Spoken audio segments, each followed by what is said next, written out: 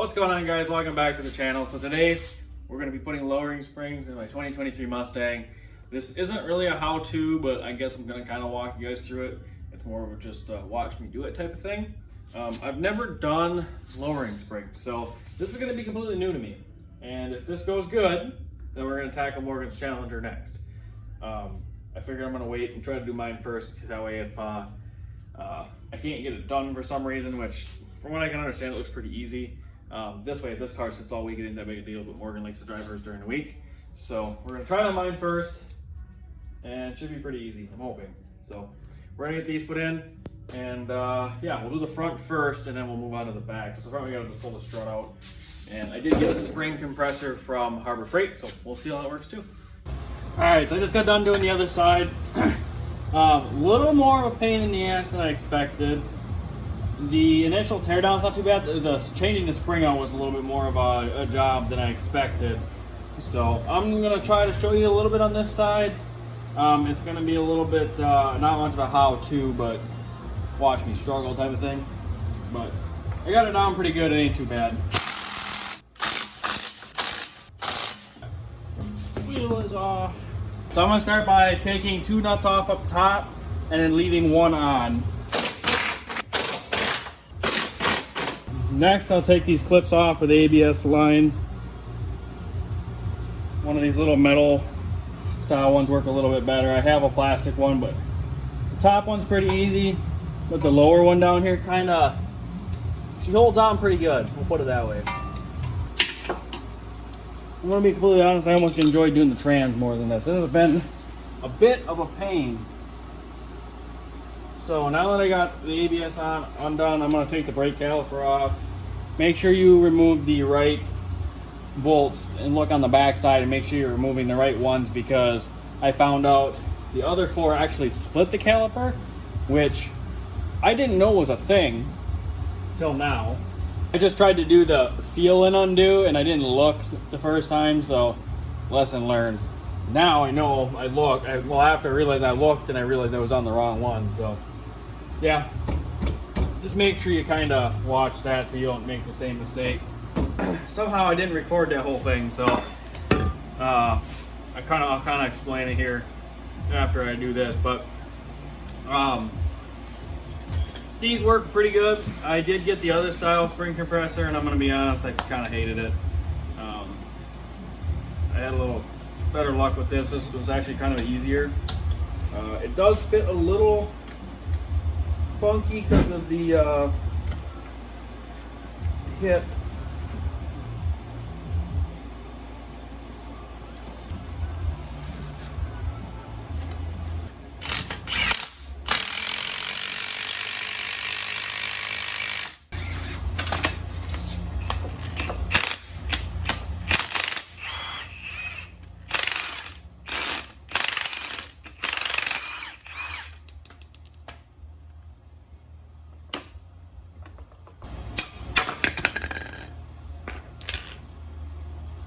I wasn't able to properly get this on here, but putting the new spring on seems to fit a little bit better with these.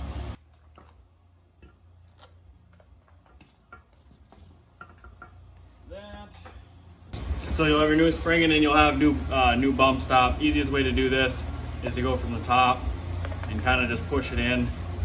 I tried to do it the other way and I fought with it.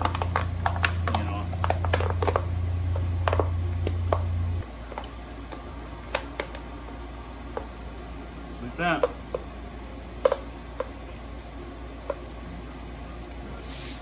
This, shove that on there, so, and then you take your new eye box spring. The fat ones go in the front. Yours might come with instructions, but for some reason mine did not, so that made it a little more fun.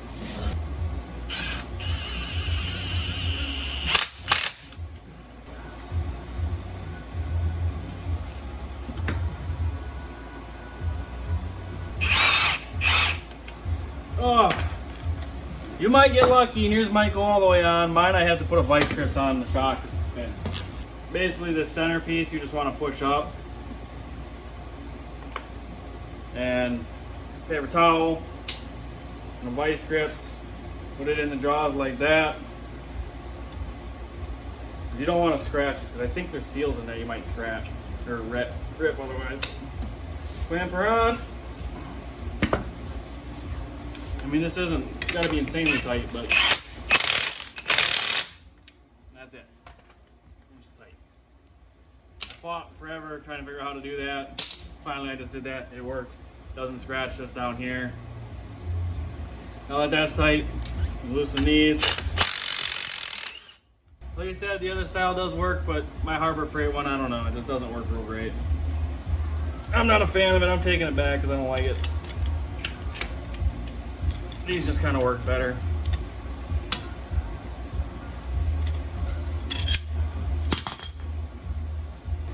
Looks like it's sitting good. Now it's ready to go back in the car. And these still can spin, so don't worry about where that's got to go. I was a little worried about that, but once I got it all back together, I realized it could spin, so when you get it in the car, you can spin it. So since I somehow accidentally didn't record, I'm going to do this backwards and show you guys how I took it apart. I'm going to be honest, it's not rocket science.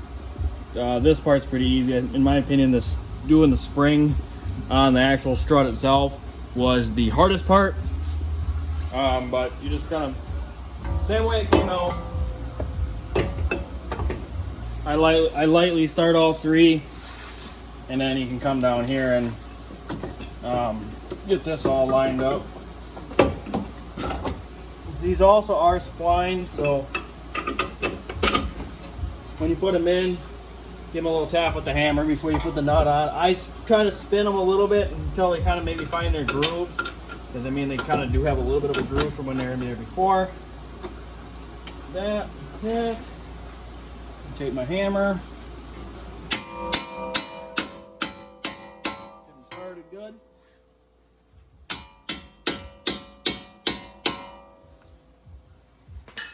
Take the nuts, throw the nuts on. And these got to be torqued to 100, I believe 184 foot-pounds. I don't torque mine. I just put them on with the impact because my impact's pretty good. And I'm gonna be honest, I'm gonna check my stuff fairly often, just because I kind of have my car apart a lot. Not because it's broke, because I'm always messing with it, and I'm gonna end up changing a bunch of stuff, and so kind of check this stuff every so often.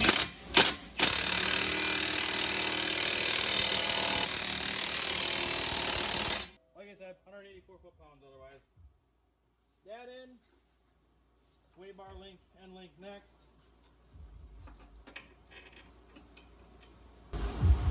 Oh, what do I do with my 17 millimeter wrench? Oh.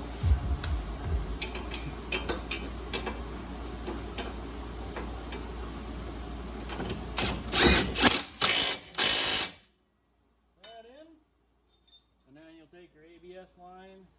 And then, as you can see, I stuck my brake caliper back here right on the K-member. Get a little bit of Loctite. I can see these had red on them at one point. I use blue, just because that's what I have. I don't actually have any red. But like I said, I take my stuff off. Helps me put the brake caliper on first.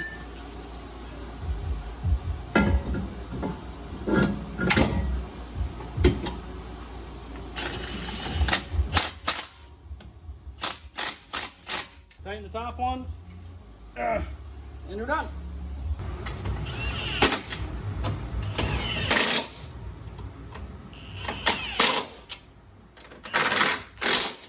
These get torqued to 46 foot-pounds. I might have them just a hair tighter than that. Put that one.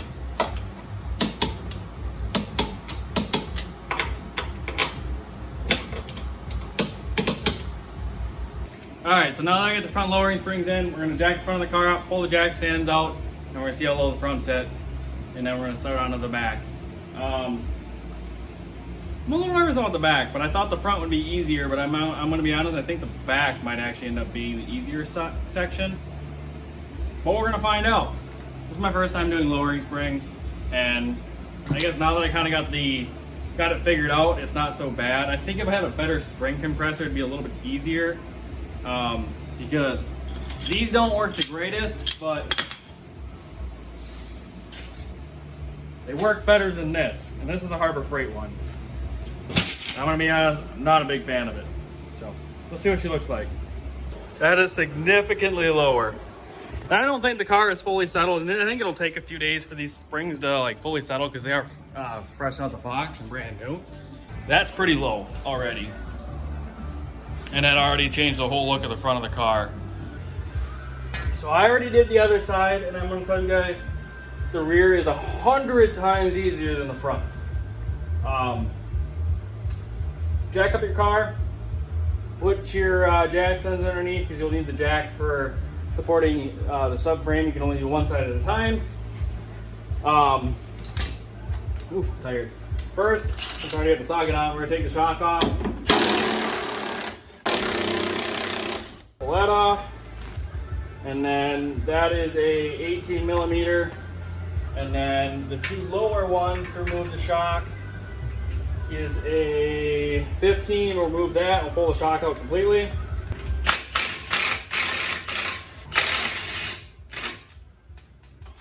And remove the shock. And then you'll grab your 10 millimeter and then your stabilizer. Stable it? Brain part. I'm pretty sure it's a stabilizer. I'm just drawing a blank. Pull the bolt out, bracket off for the brake line so that it has some play in it. And then we'll grab a 13, and then there is for the subframe, there's two smaller bolts on the front bracket for the subframe that you'll remove first. So we'll remove the two smaller subframe bolts. I removed the front one first because it's a little bit easier. I already have it supported by the jack.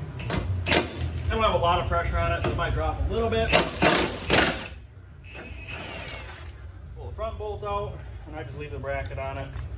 So if you're gonna do this impact, you have to use an extension because at least I can't get my big impact in there. Ooh, the rear subframe bolt.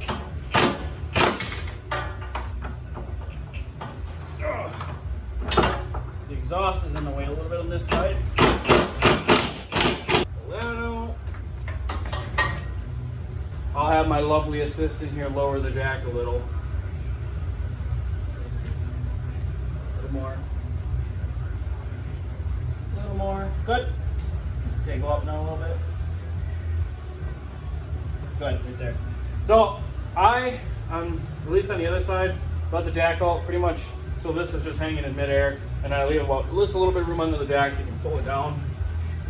And then just kind of get in here. Use your body weight to pull down on the cramp.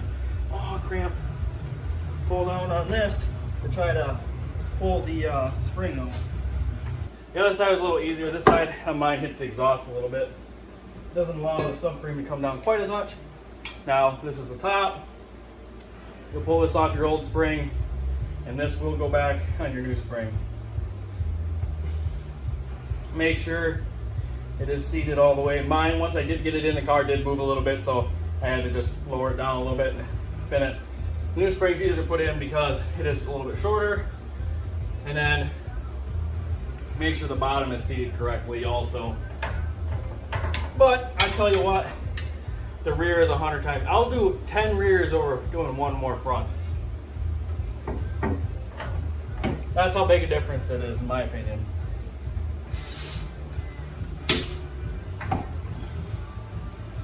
Like that. Once you do that, get her in when she's sitting right.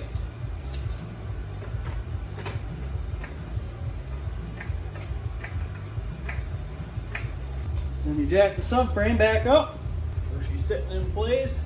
Make sure the spring is seated correctly. So you reach your hand down in there and then get your hand.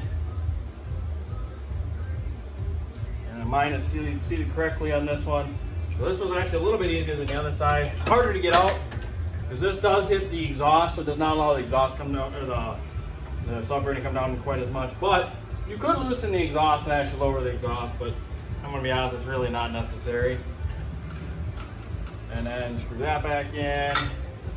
And you always want to start these by hand before just running them in with an impact. And then these get torqued to 129 foot-pounds, I believe.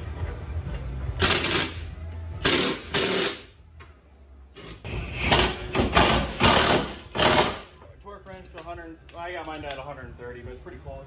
I believe it was 129.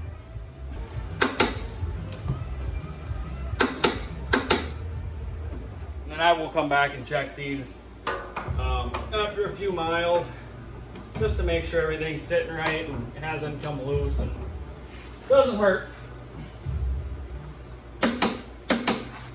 You have your shock. You'll want to remove this cover. It is a little easier just to use a little something just to help pop it off. And actually, while I'm doing this, I could put the brake line back on because that doesn't need to be pulled down anymore. Subframe's all tight. All we got left is the shock. So we'll remove this top nut. Again, this is kind of like the front. It spun coming off, going on, it actually stayed. So you might have to pull this down like that, put a vice grip on with paper towel on. Don't want to wreck this and score this because it could potentially wreck the seal in the bottom section and leak. But and honestly, I noticed it doesn't even need a lot of pressure. It doesn't seem to take much. See, mine's not very tight. It's actually quite loose. This can be a little bit of a pain to pull off. You'll reuse this while we're getting rid of this old bump stop. Don't need that. Goes on, little taper side goes to the bottom.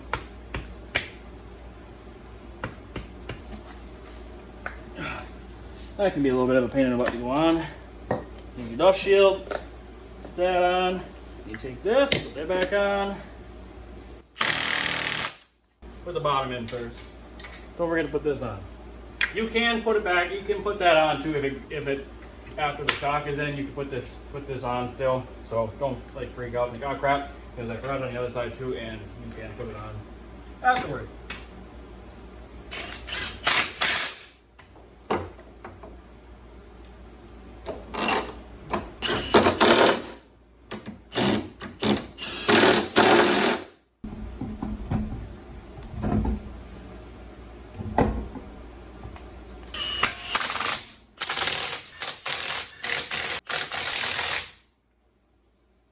Side is on.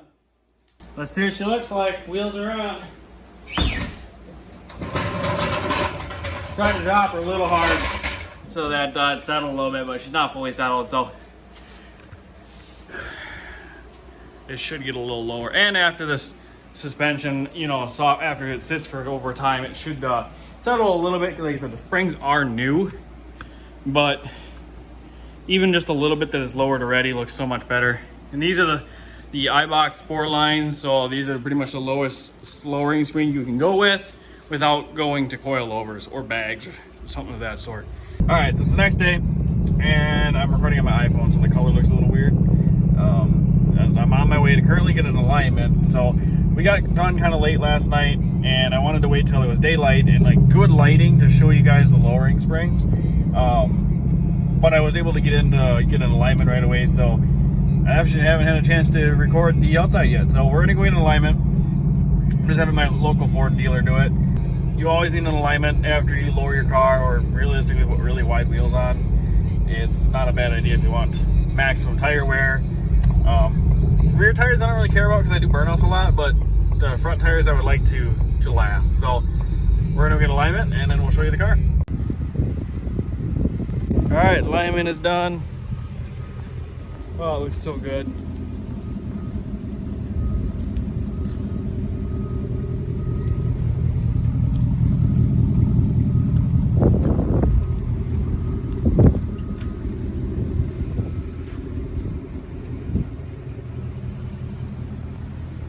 The car is fully settled. We did drive it a little bit and should be kind of where it's going to sit. It might settle a little over time after the springs are on for a couple weeks, but overall, I think this is where it's going to sit. This does have a nice flush fitment now. I will have to adjust this side, which I'll make a video on this, trying to kind of perfect my fitment, because I do want to add a small spacer on the front as well, which I do have some, and I don't know if they're going to be too much, but we're going to try it. So we're going to add those spacers on, but I'm going to do a whole different video on that. Those are the Eibach Sportline lowering springs, and I will tell you what, they look real good. I'll show you the specs, kind of how far out of alignment it was. You know, somebody, you know, I don't know how to read this super good, but it did change the toe, so the toe was off a little bit, and same with the rear. It changed it, or this is the front yet. The camber, I believe it was off a little bit. Honestly, it looked all pretty decent. I'm going to adjust, like I said, I'm going to adjust the camber to match this side. And it really shouldn't change too much. Hopefully all the tire wears, which I'm not really too worried about it because I do a lot of burnout. So pulling this tire out, even if it does wear a little funny, and quite honestly, it's never going to affect the tire anyway because they just won't last that long with me driving it. But the front I wanted perfected because I do want the front tires to last, because the front tires, I'm not obviously burning them off, so I don't plan on tracking the car or nothing, so they shouldn't really wear real fast. But the rears, I'm gonna be honest, they don't last super long. Hope you guys enjoyed the video. Make sure you like, comment, subscribe, and I'll catch you guys in the next one. Peace.